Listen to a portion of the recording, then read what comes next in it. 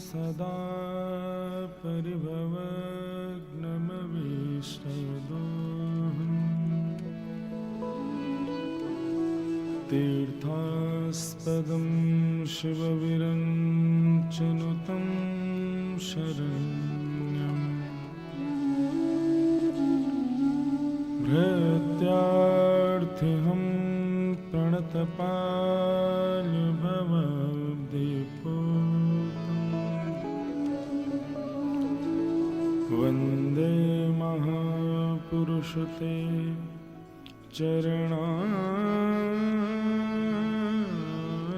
चरणारविन्दम्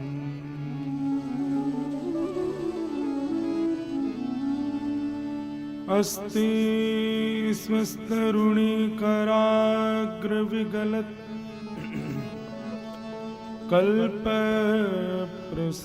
कल्पप्रसूनप्लुतम्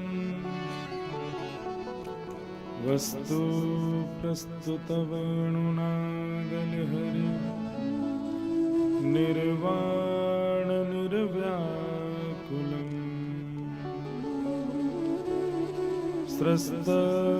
स्रस्तनिबद्धनी विविलसद्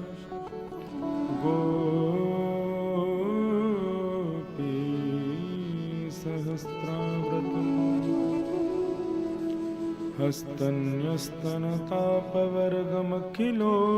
हस्तन्यस्तनतापवर्गमखिलोदारं किशोराकृतिः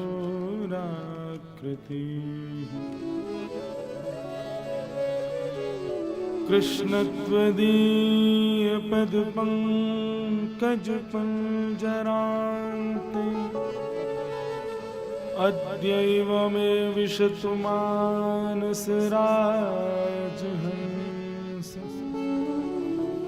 प्राणप्रयाण समय कफवातपित्तैः कंठावरोधन विधो स्मरणं कुतस्ते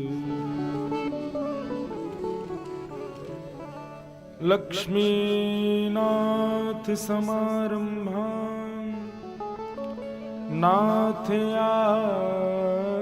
नाथयामनमध्यमा अस्मदाचार्यपर्यन्तां वन्दे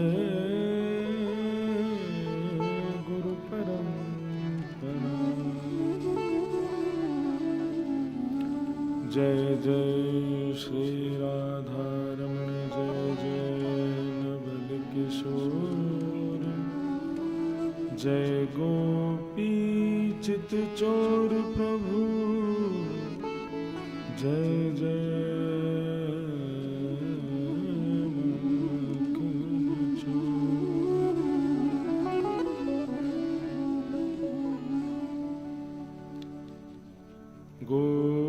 गोपाल राधे कृष्ण गोविंद गोविंद गोपाल राधे कृष्ण गोविंद गोविंद गोपाल राधे कृष्ण गोविंद गोविंद गोपाल गोपाल राधे कृष्ण गोविंद गोविंद गोपाल राधे कृष्ण गोविंद गोविंद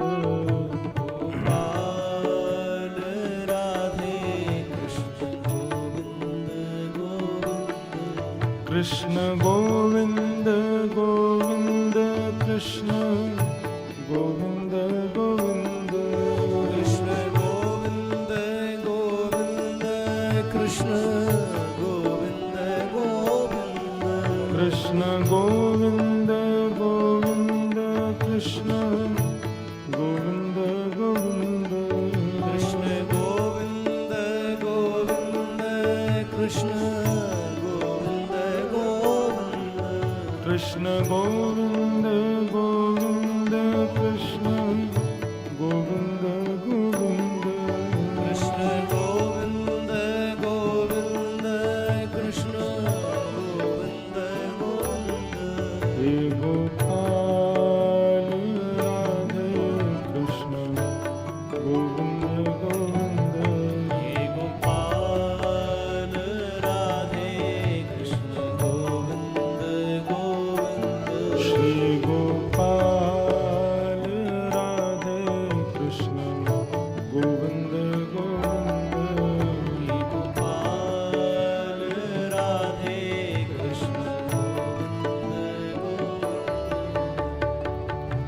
प्यारे मन मोहन मुरारी गिरधारी जी, प्यारे मन मोहन मुरारी गिरधारी, प्यारे मन मोहन मुरारी गिरधारी जी, प्यारे मन मोहन मुरारी गिरधारी। नंद जी के लाल सुध लेना हमारे जी, नंद जी के लाल सुध लेना हमारी जी, ओ यशोदा के लाल सुध लेना हमारी जी, यशोदा के लाल सुध लेना हमारी। हे गोपाल राधा कृष्ण गोविंद गोविंद, हे गोपाल राधे कृष्ण गोविंद गोविंद, श्री गोपाल राधे कृष्ण गोविंद गोविंद, श्री गोपाल राधे कृष्ण।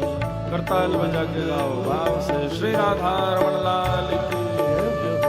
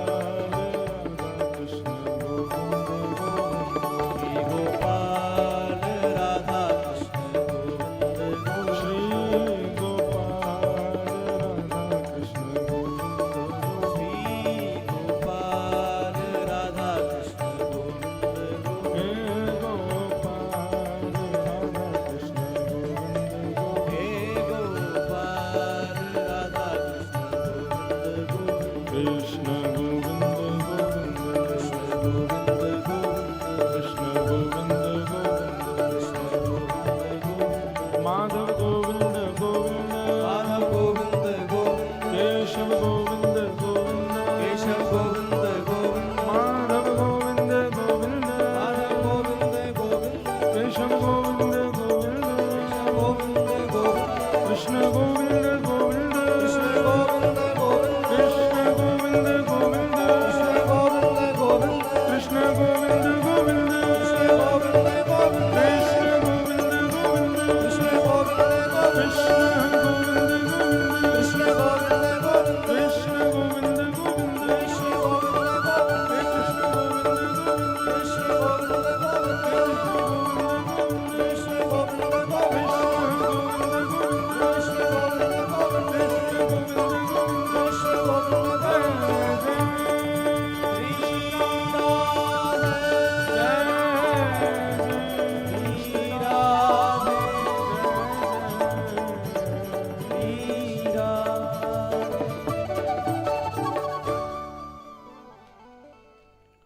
बोलो वृंदावन बिहारी लाल की श्री राधा रमण लाल की श्री राधा वल्लभ लाल की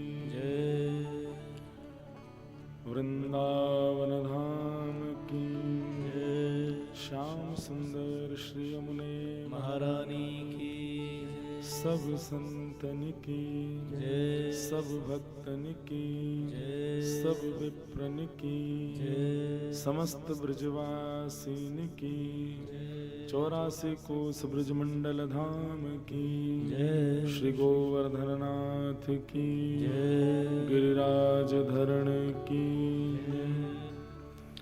जय जय श्री राम जय जय श्री राम जय जय श्री राम द्वारिका धीश की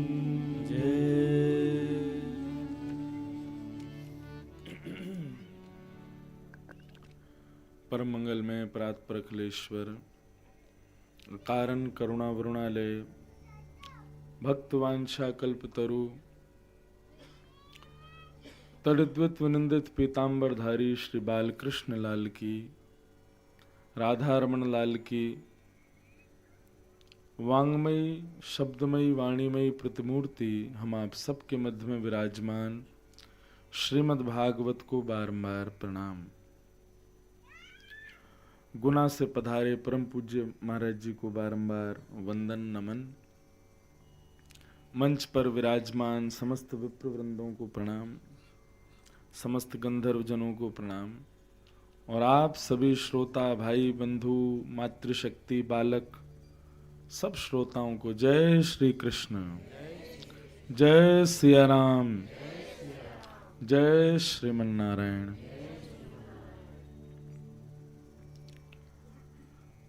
पुरुषोत्तम मास और श्रावण पुरुषोत्तम मास के पावन अवसर पर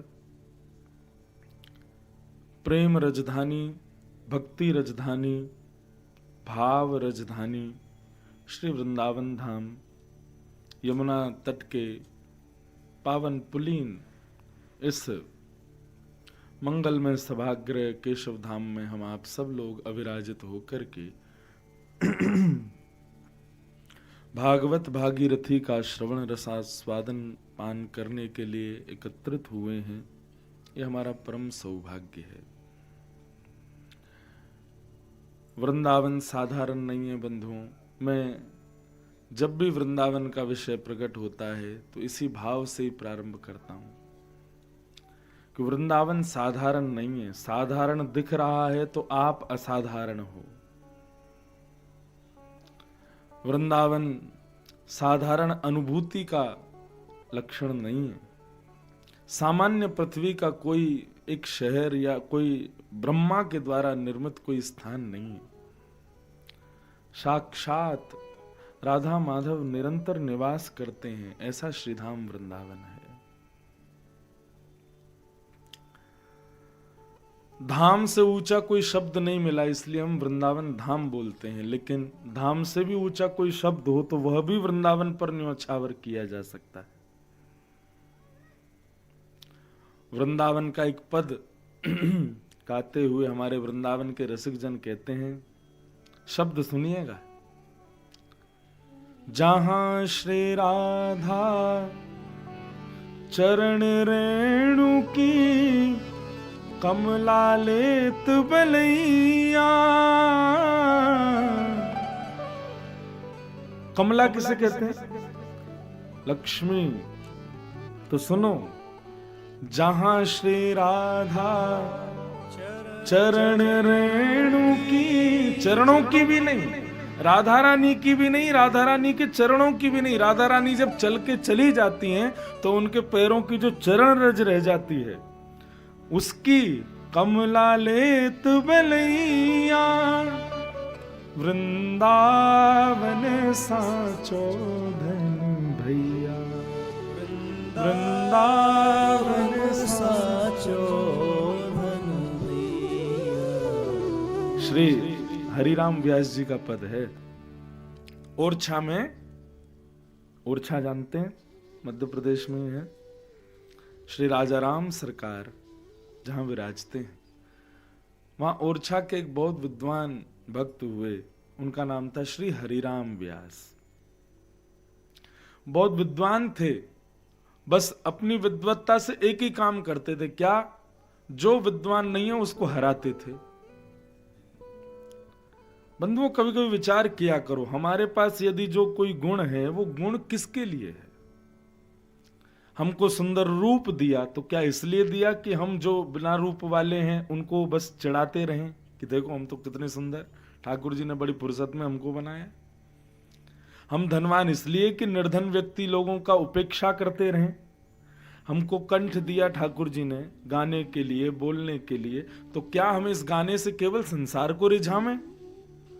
बंधुओं, सदैव याद रखना, ठाकुर जी ने जो गुण आपको दिया है उस गुण से संसार की वजह एक बार श्याम सुंदर को रिझा के देखो। रूप दिया है तो श्रृंगार पति को रिझाने के लिए, बच्चों को रिझाने के लिए, पत्नी को रिझाने के लिए ना करके एक बार ठाकुर जी को रिझाने के लिए करो।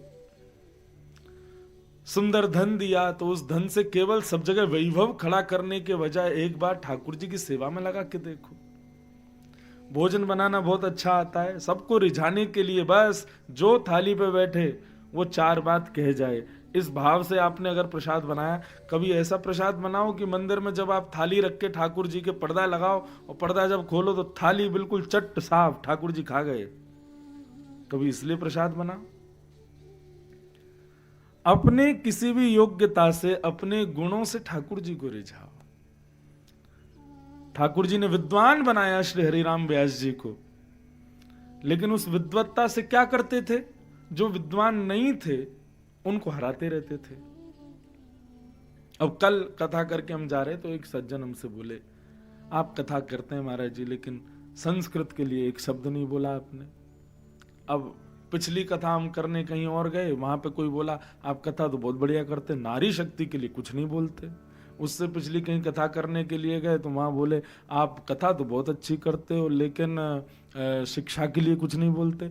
उससे पहले कहीं कथा करने गए तो बोले आप कथा तो बहुत अच्छी करते हो, प्लास्टिक यूज नहीं करना, इसके लिए कुछ नहीं बोलते। हम पॉलिटिशियन नहीं हैं, हम वक्ता हैं, और वक्ता के हृदय में जो भाव आता है वक्ता वो कहता है। अब यहाँ 1000 लोग बैठे हैं, कोई सोच रहा है कि ये नारी शक्ति पर बोलें, कोई सोच रहा है ये गौ हत्या पर बोलें, कोई सोच रहा है ये संस्कृति पर बोलें, कोई सोच रहा है भक्ति पर बोलें। कई लोग तो ऐसे आते हैं वो कह महाराज जी मार काट वाली कथाएं सुनाया करो, कंस को उठा के ठाकुर जी ने फेंक दिया, ये सुनने में आनंद आता है। महाभारत में ठाकुर जी क्या युद्ध कर रहे थे, ये भाव प्रेममयी कथाएं मत सुनाया करो। अब ऐसे अगर हम श्रोताओं की बात सुन के कथा कहने लग गए तो अपना क्या सुनाएंगे। हरिराम व्यास जी परम विद्वान, परंतु जहां जाते सबको हराते। हमको योग्य इसलिए नहीं बनाया ठाकुर जी ने कि जो अयोग्य है उसकी उपेक्षा करें। हरिराम व्यास जी पहुंचे जैसे ही काशी विश्वनाथ, वहां जाकर के बनारस के विद्वानों को जब हराने लगे, तब बनारस के विद्वानों की रक्षार्थ स्वयं ब्राह्मण का रूप धारण करके महादेव गए और हरिराम व्यास जी से कुछ प्रश्न किया। हरिराम व्यास जी बोले आओ शास्त्रार्थ करो। शंकर जी बोले हमको शास्त्र नहीं आता, हम अर्थ क्या करेंगे, हम एक प्रश्न का उत्तर जानने आए। हरिराम व्यास जी बोले इतना समय नहीं है मेरे पास। बोले आप विद्वान हो, किसी की जिज्ञासा भी तो दूर करो, केवल हराते ही रहोगे सबको। हरिराम व्यास जी बोले बोलो क्या प्रश्न है तुम्हारा। बोले बताइए विवेक किसे कहते हैं। हरिराम व्यास जी बोले कुछ ऐसा पूछो जिसको बताने में मेरा समय भी योग्य जाए, तुम्हारा भी योग्य जाए। क्या पूछ रहे हो, विवेक किसे कहते? बोले बताइए ना भगवान। सद असत का ज्ञान होना, सही गलत की पहचान होना, इसको विवेक कहते हैं। अच्छा तो महाराज जी क्या आपको विवेक हो गया? शंकर जी बोले। हरिराम व्यास जी बोले क्यों? बोले क्योंकि आप विद्वान हो, परंतु आपने अपनी विद्या से किसी को योग्य बनाया हो ऐसा मैंने कभी नहीं सुना। आप केवल हराते ही घूमते रहते हो, सबको हराते ही रहते हो, जिसको देखो उसको हरा देते हो, इसीलिए विद्वान बने हो। क्या यही विवेक है आपका? यही असत और सत का ज्ञान है आपको? हरिराम व्यास जी बोले भैया कौन हो तुम, अपना रूप दिखाओ, तुम साधारण नहीं हो।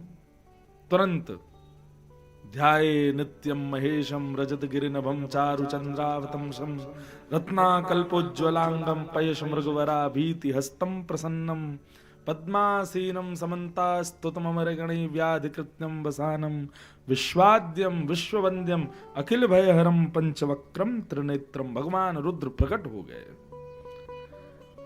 शिव जब अपने रूप में आए हरिराम व्यास जी चरणों में, बोले क्या हुआ भगवान, आज्ञा करें। बोले महाराज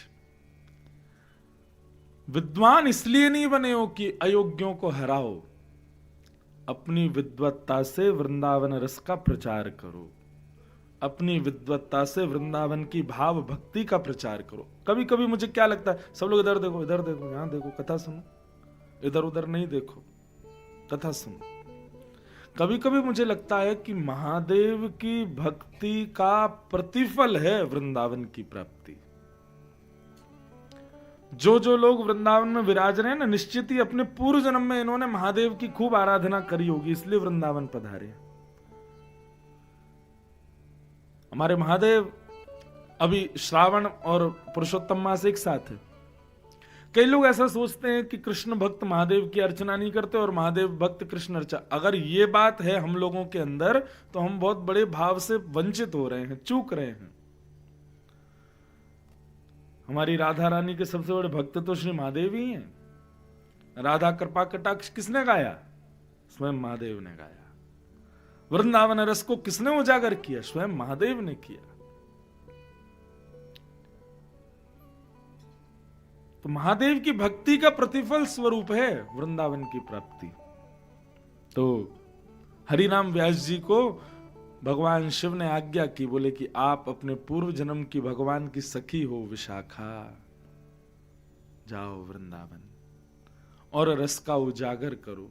बस उसी समय अपने परम ज्ञान को भक्ति भाव में लगाते हुए श्री हरिनाम व्यास जी महाराज वृंदावन पधारे और वृंदावन आकर के फिर उन्होंने अपने ज्ञान से वृंदावन रस का उजागर किया। तब उन्होंने ये पद गाया, वृंदावन साचो धन भैया, वृंदावन साचो। देखो हमारा गला ना थोड़ा सा बैठा हुआ है, हम कथा गा रहे हैं, बहुत बड़ी बात है। कथा के अलावा तुम बोले नहीं पा रहे हैं, यहाँ तो श्री जी की कृपा से कुछ कह पा रहे हैं, इसलिए हम गाएं बोले तो नेक्स्ट सपोर्ट करना है, पीछे पीछे गाना थोड़ा सा। जहां श्री राधा चरण रेणु की कमलालेत बलैया, जहाँ श्री राधा चरण रेणु की कमलालेत बलैया, आतुर वन में व्यास पुकारे आतुर मन में व्यास पुकारे आतुर वन में व्यास पुकारे आतुर वन में व्यास पुकारे है कोई रसिक सुनैया है कोई रसिक सुनैया वृंदावन साचो धन भैया वृंदावन साचो धन भैया। और हरिराम व्यास जी कहते हैं बहुत सुंदर बात, कनक कूट कोटिक लगत जिए। श्री हरिराम व्यास जी कह रहे हैं ये बात उन लोगों के लिए जो अपने कामों के चक्कर में कथा में नहीं आते। महाराज जी बहुत काम है, बहुत ये है, बहुत वो है, ऐसा है, घर की व्यवस्था कौन देखेगा, अकेले घर में कौन रहेगा, आदि आदि सब बातें बहाने बना करके कथा में नहीं आते, वृंदावन नहीं जाते, भजन नहीं करते, बद्रीनाथ नहीं जाते, जगन्नाथपुरी नहीं जाते, वैष्णवों के दर्शन नहीं करते। और बहाना क्या लगाते? अपने गृहस्थ आश्रम के कामों का बहाना लगाते हैं। उनके लिए श्री हरिराम व्यास जी कहते हैं, कनक कूट कोटिक लगत जिए भजिए कुंवर कन्हैया। कनक कोटिक लगत जिए भजिए कुंवर कन्हैया। भैया एक बार आप काम छोड़ के तो देखो ठाकुर। ऐसा नहीं है कि हम आपसे ये कह रहे हो सब छोड़ छाड़ के वृंदावन आ जाओ, पर कभी अवसर मिले। अब वृंदावन जाने का प्लान कब से? वो 6 महीना से बना रखा है, वृंदावन जाना है। जैसे वृंदावन जाने का समय आया तभी आपको कोई प्रोजेक्ट ऐसा मिल गया, कोई ऐसा व्यापार आ गया, कोई ऐसा काम आ गया जिससे आपको करोड़ों को मुनाफा होने वाला है। व्यक्तिगत स्वभाव क्या पता, वृंदावन तो फिर चले जाएंगे, ये काम थोड़ी छोड़ना है। ये ठाकुर जी परीक्षा लेते हैं। वृंदावन और भक्ति भाव में प्रवेश करते समय कुछ ऐसा लोभ देंगे कि आप उसके प्रति आकृष्ट हो जाओ। लेकिन हरिराम व्यास जी कह रहे हैं एक बार त्याग के तो देखो उस काम को, और उसकी जगह प्रायोरिटी ठाकुर जी और ठाकुर जी के भजन और कथा को दे के देखो। आप करोड़ों की बात कर रहे हो, ठाकुर जी अरब लाके घर पर धर देंगे। कनक कोटि कनक कूट कोटिक लगत जिए भजिए कुंवर कन्हैया। कनक कोट कोटिक लगत जिए भजिए कुंवर कन्हैया। क्यों? वृंदावन साचो धन भैया। श्री वृंदावन साचो धन भैया। मैं तो कभी नहीं गया, पर गुना और ग्वालियर के बीच में एक स्थान है, एक हनुमान जी का मंदिर है। अब उनका नाम भी मुझे याद नहीं। हमारे परम मित्र हैं, परम स्नेही हमारे बागेश्वर धाम वाले महाराज जी, वो जब गुना से कथा करके जा रहे थे तब उनसे रास्ते में बात हो रही थी। तब उन्होंने इस स्थान के बारे में मुझे फोन पे ही बताया। बोले कि हम एक मंदिर जा रहे हैं भैया, हनुमान जी का मंदिर है, और उस मंदिर की विशेषता ये कि उस मंदिर के लिए कोई पुलिस के सिपाही थे। अब किसी किसी को याद आ गया होगा हनुमान जी का वो मंदिर। कौन से हैं? बारी वाले हनुमान जी जय हैं। हाँ अब जो भी हो आप लोग समझ गए ना। उनके लिए बता रहे थे, कथा सुना रहे थे फोन पे ही। बोले कि वो एक पुलिस वाले थे, वो अपनी ड्यूटी पे नहीं जाते थे, हनुमान जी को ही देखते रहते थे। तो उनके जो बड़े ऑफिसर थे उन लोगों ने कहा कि भैया चलो आप नौकरी छोड़ दो, आते तो हो नहीं, हनुमान जी की सेवा में लगे रहते हो। तो हनुमान जी उनकी जगह नौकरी करने के लिए गए, ऐसी कथा कुछ वहां की बताई जाती है। तो कहने का अभिप्राय क्या है? कनक कोटि कूट लग तजिए भजिए कुंवर। एक बार आप अपने किसी विशिष्ट कार्य को छोड़ के तो देखो, ठाकुर जी के लिए, और किसी लोभ के लिए नहीं, ठाकुर जी के लिए एक बार छोड़ के देखो। नहीं आपके उस कार्य की पूर्ति को ठाकुर जी करें तो कहना, हमें बताना। हम लोग वक्ता हैं, कथा करते हैं, केवल कथा की पूर्ति के लिए। अब कथाएं तो हो जाती हैं 1-1 साल पहले बुक, और फिर घर में किसी का ब्याह आ रहा है, घर में किसी का कोई उत्सव आ रहा है, घर में कई बड़े बड़े कार्यक्रम आ रहे हैं, हम नहीं जा पाते। लोग बाग हमसे कहते हैं, कब जब रिश्तेदार वगैरह सब मिलते हैं, बोले महाराज जी आप लोगों का कर्म कैसा? बोले क्यों बताओ? हमारी बेटी का ब्याह, परिवार के इतने घनिष्ठ संबंध, आप आए ही नहीं, अपनी कथा को इतनी प्रायोरिटी देते हो। मैंने कहा यही तो बात है, एक बार आप भी दे के देखो। कभी कोई विशिष्ट का, कई हमारी खुद की बहन की शादी, सगी बहन की शादी, और बहन की शादी से 2 दिन पहले मैं कथा करके लौटा हूं, और 1 दिन पहले पिताजी कथा करके लौटे हैं बाहर से। और कहां 6-6 महीने से लोग अपने काम छोड़ देते हैं कि बेटी की शादी है। लेकिन हमारे मन में विचार आता है, हमारे पिता, हमारे माँ, हमारे सब कुछ श्रीमद् भागवत हैं। हम उनको जब प्रायोरिटी देंगे, उनको योग्यता ज्यादा देंगे, उनको ज्यादा प्रेफरेंस देंगे, तो हमारे सब काम संभालेंगे ठाकुर जी। ठाकुर जी कहेंगे वो तो भैया मेरी कथा में व्यस्त है, उसकी सब व्यवस्था मैं संभाल लेता हूं। और ये मैं प्रत्यक्ष देखी हुई बात बता, मेरा जन्म हुआ, हमारे पिताजी थे ही नहीं यहाँ पे, पिताजी ने हमको देखा 14 दिन बाद। क्यों? कथाओं में थे। 14 दिन तो नहीं, लेकिन हाँ कुछ 3-4 दिन बाद ऐसे देखा था। तो एक बार ठाकुर जी को योग्य मान करके कोई बड़े से बड़े कार्य भी हों, उनको त्याग के तो देखो। आपके उस कार्य की पूर्णता फिर ठाकुर जी करेंगे। कथा आती है नरसिंह मेहता। नरसिंह मेहता का नाम सुना? श्री नरसिंह मेहता को राग केदार सिद्ध था। जो हम लोग गाते हैं उनमें एक राग केदार, केदार राग भगवान को बड़ा प्रिय है। तो नरसिंह मेहता राग केदार गाते थे, और जब राग केदार गाते थे तो ठाकुर जी बड़े प्रसन्न होते थे। नरसिंह मेहता जब राग केदार गाते थे तो उनके सामने मंदिर में विराजमान ठाकुर जी अपनी माला उतार देते थे उनकी केदार सुन के, और ये देखने के लिए भीड़ जुटती थी कि ये राग केदार शुरू करते हैं और तुरंत माला जो है ठाकुर जी की उतर जाती है।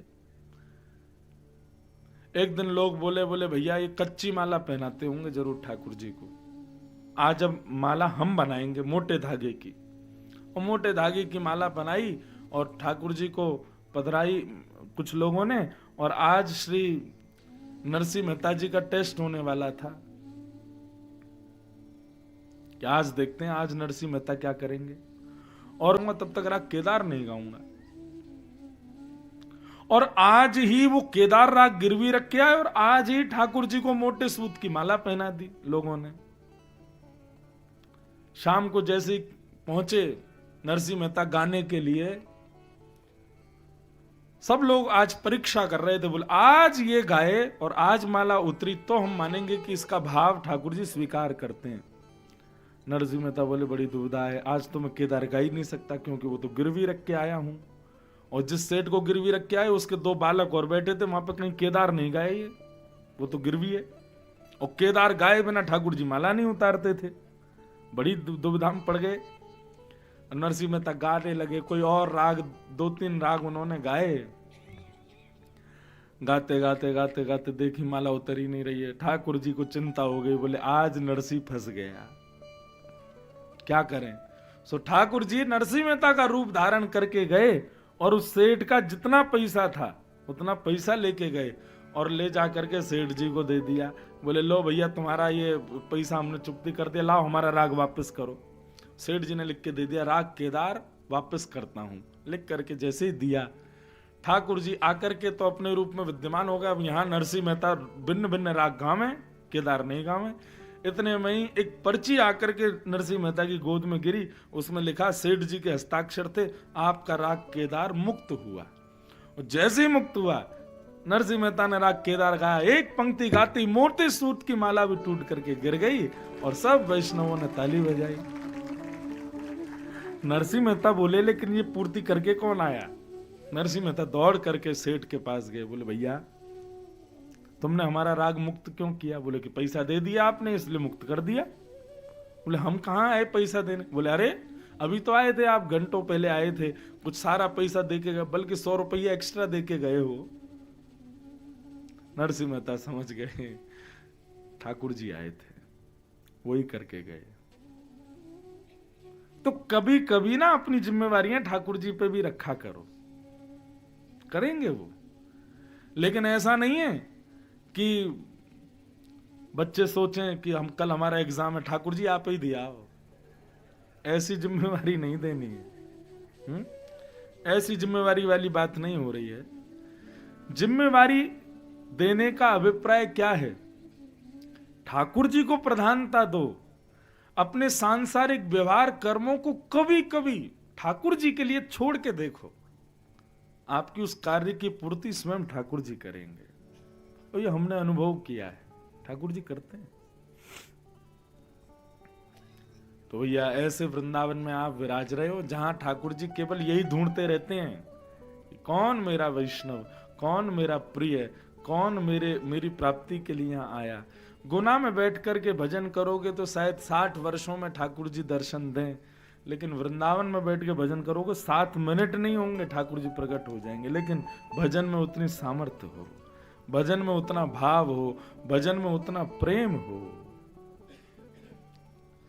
वृंदावन साचो धन भैया, वृंदावन साचो धन भैया। इसलिए भैया ऐसे वृंदावन में बैठे हो, इससे चूको मत, इससे वंचित मत रहो। इसकी समस्त योग्यताओं को समेटते हुए इसका परम आनंद स्वीकार कर लो। बस यही भाव आप सबके बीच में निवेदित करना चाहते हैं। गोस्वामी तुलसीदास जी महाराज की वृंदावन जब वो आए थे तब उनकी एक पंक्ति है वृंदावन के लिए। वृंदावन और वैकुंठ को तोल्यो तुलसीदास। जब वृंदावन आए गोस्वामी जी लिखते हैं वृंदावन और वैकुंठ को तोल्यो तुलसीदास। वैकुंठ को और वृंदावन को तराजू में जब तोला तब क्या हुआ? बोले गर्वो हो सो नीचे रयो, हर वो गयो आकाश। तराजू में क्या होता है? भारी जो होता है वो नीचे जाता है, हल्का जो होता है वो ऊपर जाता है। गोस्वामी जी बोले वैकुंठ और वृंदावन को जब मैंने तोला तो भारी वृंदावन तो पृथ्वी पर चला गया और हल्का जो वैकुंठ था वो आकाश में चला गया। मतलब वृंदावन तोलने पर वैकुंठ से भी भारी है, वैकुंठ से भी अधिक श्रेष्ठ है ये वृंदावन। सब रसिक जन जिसको वंदन करते हैं, पूजते हैं, प्रणाम करते हैं। सोचो, विचार करो, आप उस भूमि पर बैठे हो जिसको गोस्वामी तुलसीदास जी महाराज भी दंडवत प्रणाम करते हैं, मीराबाई भी दंडवत प्रणाम करती है, सूरदास, कुम्मन दास, सबके प्राण धन स्वरूप ये वृंदावन है। उस वृंदावन में आप बैठे हो, ये साधारण नहीं है। तो ऐसे वृंदावन में, और वो भी कब? पुरुषोत्तम मास। इस समय राधा रमण जी, वृंदावन बिहारी लाल, राधा वल्लभ जी केवल मंदिर में ही बैठे होंगे ऐसा नहीं है। इस समय तो वायु में भी वही हैं, आकाश में भी वही हैं। आज सवेरे सवेरे राधा रमण जी बरस रहे थे, ये वर्षा थोड़ी हो रही थी। पुरुषोत्तम मास में तो हर वस्तु श्री कृष्ण है।